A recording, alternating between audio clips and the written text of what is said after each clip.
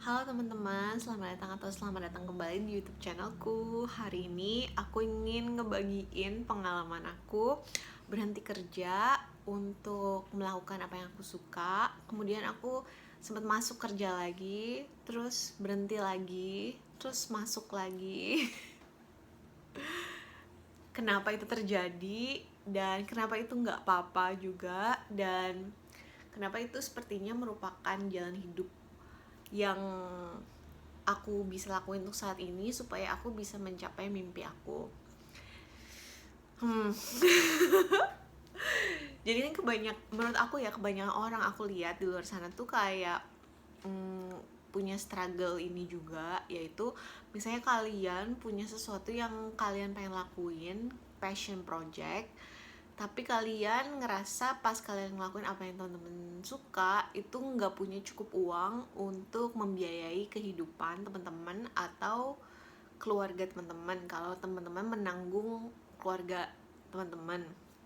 Dan itu juga salah satu struggle aku ya. Jadi aku ngerasa kayak oke, aku punya passion adalah misalnya bikin konten di YouTube, terus aku juga punya passion nyanyi, terus aku punya passion ngelukis watercolor, tapi hal-hal itu mulai mulai menghasilkan uang, tapi uangnya belum cukup untuk ngecover semua biaya hidup aku. Sehingga akhirnya untuk bisa membiayai biaya hidup aku harus juga sambil kerja kan teman-teman. Dan selama ini tuh aku tuh kayak bingung gitu, kayak gimana ya aku bisa ngebalancein dua hal ini, yaitu membuat uang dengan hal yang aku suka. Nah, tapi dari pengalaman aku sendiri, menurut aku ya, kita tidak bisa membandingkan jalan hidup tiap orang, karena kondisi kita tuh secara finansial, secara mental itu semua beda-beda, dan kita hanya bisa melakukan yang terbaik sesuai dengan kondisi yang kita punya saat ini. Jadi saran aku buat teman-teman yang pengen mewujudkan impian tapi merasa tidak punya dukungan finansial, entah dari keluarga atau orang tua, menurut aku juga sempet ngerasa kayak gitu. Kayak aku sempet ngerasa kayak enaknya kalau punya privilege didukung secara finansial oleh keluarga atau bahkan dukungan mental. Nah, tapi kalau teman-teman nggak punya itu, bukan berarti teman-teman nggak bisa mewujudkan mimpi. Dan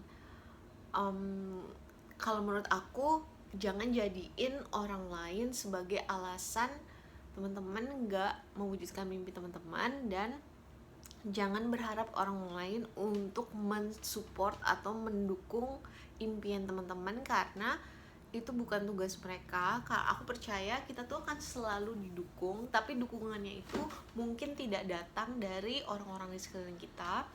Ada alasannya, aku juga nggak tahu ya alasannya kenapa, tapi itu yang aku dapetin dari Tuhan, dari cerita-cerita di Bible juga, yang kayak kita lihat, tahu Yusuf kan. Yusuf itu punya mimpi yang dia sharing ke keluarganya, dan ternyata saudara-saudaranya tuh malah iri dengan mimpinya, dan akhirnya dia malah dijual jadi budak ke Mesir. Bahkan bapaknya dibohongin kalau dia itu udah mati dimakan, dimakan binatang. Intinya,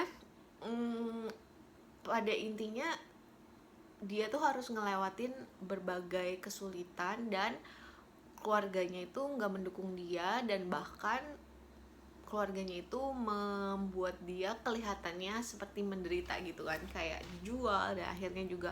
Tapi ternyata yang aku pelajarin dari kisah itu, justru waktu si Yusuf itu ditaruh di rumahnya Potifar, terus akhirnya dia masuk penjara karena difitnah, itu adalah, menurut aku, adalah momen-momen dimana Tuhan membangun karakter dia. Dan ada yang bilang juga sebenarnya di saat itu Yusuf jadi belajar banyak hal, mungkin dari perpustakaan penjara atau dari perpustakaan si Potifar, yang akhirnya ngebuat dia memiliki kapasitas kebijaksanaan untuk nanti pas dia ditempatkan sebagai orang kedua terpenting di Mesir di zaman itu, dia punya kapasitas itu.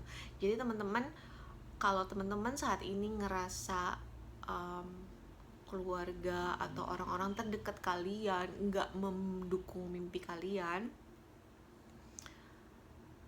teman-teman berarti melihat dukungan itu di tempat yang salah. Itu dari pengalaman aku ya, karena kita akan selalu didukung, tapi dari mana dukungan itu datang itu terserah Tuhan. Jadi Tuhan akan melihat orang-orang di sekeliling kita yang menurut Tuhan punya hati yang cukup baik, motivasi yang cukup baik, yang bisa nolong kita. Dan itu bisa jadi strangers, itu bisa jadi bos kita nanti, atau jadi klien kita. Dan itu yang terjadi di hidup aku, karena misalnya semenjak aku pindah ke Bali, terus kayak aku ngekos sendiri, itu benar-benar yang nolong aku di kehidupan aku, yang bisa nge-support biaya hidup aku, bahkan biaya healing aku, nemuin terapis, itu adalah klien aku. Dan juga ada kadang-kadang anggota keluarga aku, tante aku yang ngirimin uang. Pokoknya bukan dari orang yang kita pikir, tapi terserah Tuhan kirimnya dari mana. Kalau sekarang kayak klien aku yang saat ini, 5 bulan yang lalu aku kan sempet resign lagi dari kerjaanku yang 2 tahun sebelumnya, dan Tuhan kirimin aku beberapa klien, 2 klien utama dan beberapa klien yang masuk keluar masuk, untuk bisa ngemenuhin hidup aku di beberapa bulan ini. Sampai saat ini aku nggak punya, maksudnya gaji tetap, tapi aku bisa bertahan hidup. Dan aku waktu itu keluar dari pekerjaan aku itu benar-benar uang aku cuma 3.500.000 dari hasil gaji terakhir, dan itu juga dipotong waktu libur Natal dan libur panjang aku trip ke Jakarta. Itu kalau di tempat aku yang lama, memang kalau aku nggak ini aku baterainya low, aku akan colok dulu ya. Aku soalnya nggak bakal punya waktu untuk ngedit ini, jadi I'm just going to do this like this.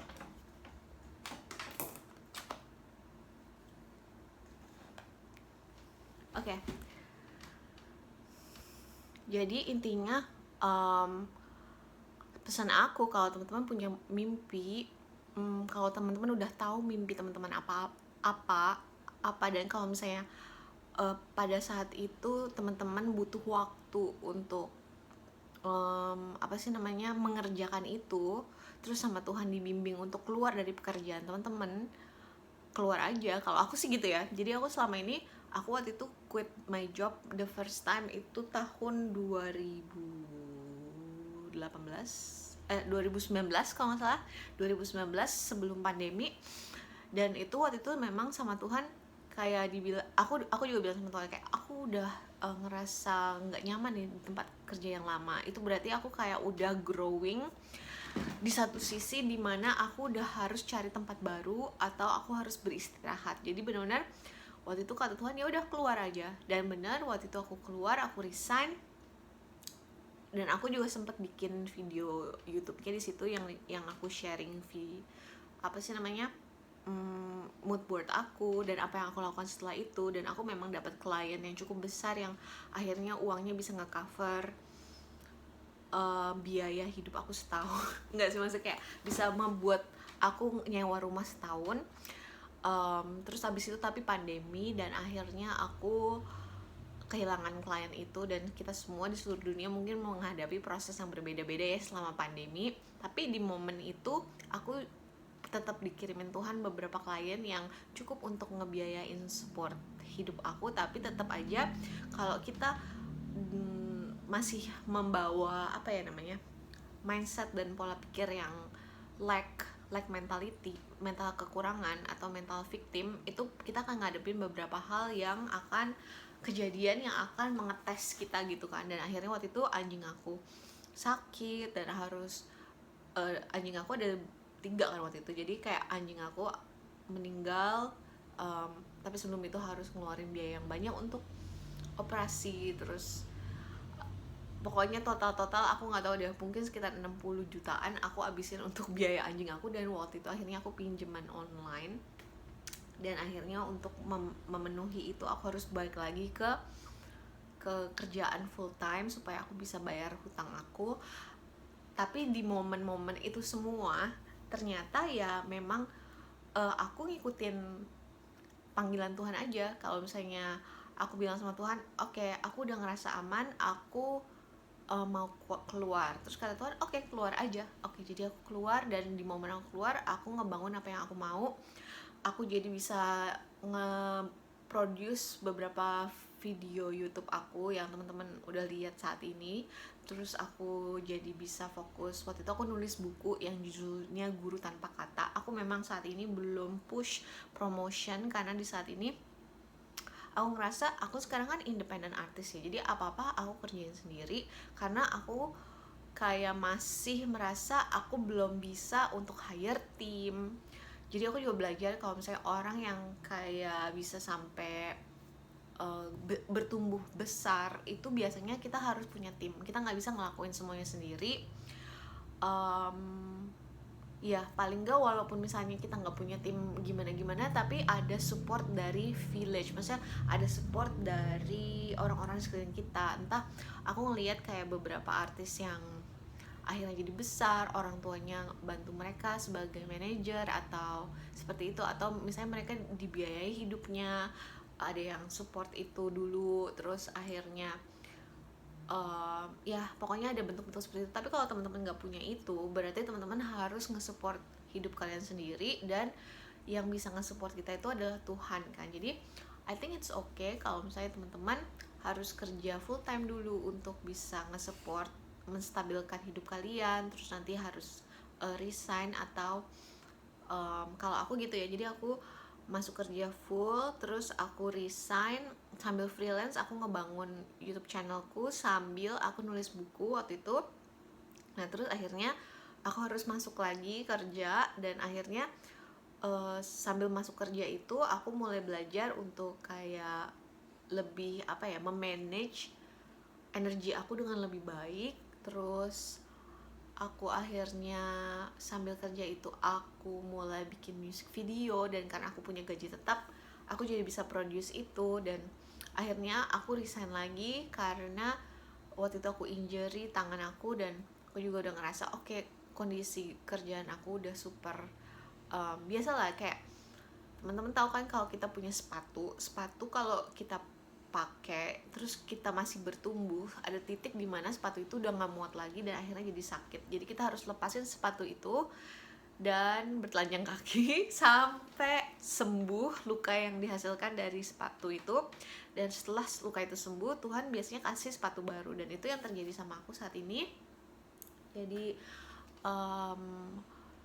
dari Januari kemarin kan aku sendiri, aku independen, terus aku akhirnya bikin Flora Mark Design Shop, dimana aku jual jasa aku sebagai graphic designer, dan juga aku jual lukisan aku di sana di online shop itu. Dan aku jual juga buku aku di situ.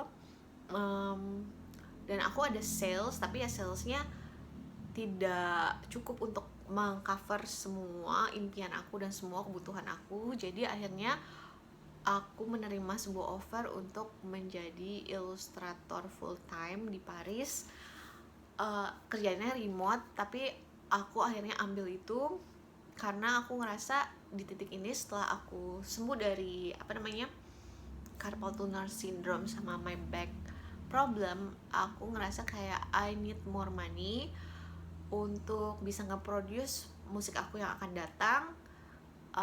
Dan iya gitu pengalaman aku so far. Jadi kalau teman-teman keluar masuk itu tuh nggak apa-apa menurut aku ya, kayak setiap orang jalan hidupnya beda-beda untuk bisa mencapai tujuannya. Jadi ya udah jalanin aja, dan gak usah membanding-bandingkan perjalanan teman-teman untuk mencapai impian teman-teman dengan orang lain yang mungkin kondisi hidupnya beda. Mungkin dia punya orang tua yang suportif secara emosional dan keuangan, mungkin dia ada keluarga yang ngizinin dia untuk tinggal di rumahnya secara gratis, sehingga nggak usah pusing soal tempat tinggal atau makanan. Tapi ada juga orang kayak aku yang misalnya aku harus sewa tempat tinggal aku sendiri, aku harus membiayai hidupku sendiri, aku nggak punya orang yang support aku secara finansial kecuali aku kerja sendiri. Dan pengalaman aku, kan aku berarti dari Januari sampai bulan Maret, dari Januari sampai bulan April mau Mei ini, aku kan kayak ngejalanin, berarti itu sebenarnya kayak bisnis one person business plan. Jadi kayak aku ngejalanin semua sendiri. Aku ngerasa kayak it works, kayak aku dapat uang yang cukup, tapi kerjaan aku tuh jadinya lebih banyak dan aku jadinya nggak bisa fokus untuk memproduksi musik aku jadinya. Karena aku akhirnya ngurusin klien, cari klien baru, terus promosiin klien, maksudnya jasa aku, dan akhirnya aku ngerasa day to day tasknya itu bukan sesuatu yang aku enjoy. Dan akhirnya aku memutuskan, oke, ternyata kalau aku bisa fokus ngerjain satu task aja, misalnya aku jadi graphic designer aja atau aku jadi ilustrator aja di sebuah perusahaan remote yang waktu kerjanya jelas, terus gajinya stabil, itu aku jauh lebih produktif. Sehingga aku jauh lebih produktif karena aku punya financial stability dan aku punya waktu luang untuk bisa fokus di musik aku tanpa harus mikirin mau cari next klien dari mana. Aku tahu kayak aku bisa pakai rute berikutnya, yaitu misalnya aku hire orang untuk jadi salesperson atau jadi marketing, dan aku bisa hire orang untuk jadi manager. Tapi akhirnya aku bakal jadi kayak CEO, manage orang, which is itu bukan sesuatu yang merupakan panggilan aku saat ini. Dan saat ini kayak aku ngerasa aku pengen fokus nih, akhirnya aku udah nemuin sesuatu yang pengen aku fokusin, yaitu aku pengen nge-produce lagu-lagu yang udah aku tulis, dan aku pengen punya cukup dana untuk bisa ngerekam itu dan bikin video klipnya. Dan untuk saat ini inilah cara yang bisa aku lakukan dan itulah yang aku lakukan. Jadi gitu teman-teman, buat teman-teman yang ngerasa kayak oh kalau misalnya aku keluar dari kerjaan aku untuk passion aku, terus aku ngerasa kayak oh kok gagal ya, kayak nggak jalan ya, terus balik lagi kerja cari opportunity lain, itu tuh nggak apa-apa banget. Karena menurut aku yang paling penting adalah kita memenuhi kebutuhan dasar kita dulu. Abis itu dari eksesnya kita bisa finance mimpi kita sendiri tanpa harus mengharapkan orang lain. Teman-teman, aku juga belajar kayak artis-artis besar itu yang kayak punya kontrak besar sama perusahaan-perusahaan besar itu juga sistemnya tuh kayak mereka dikasih pinjaman hutang, jadi mereka harus bayar balik.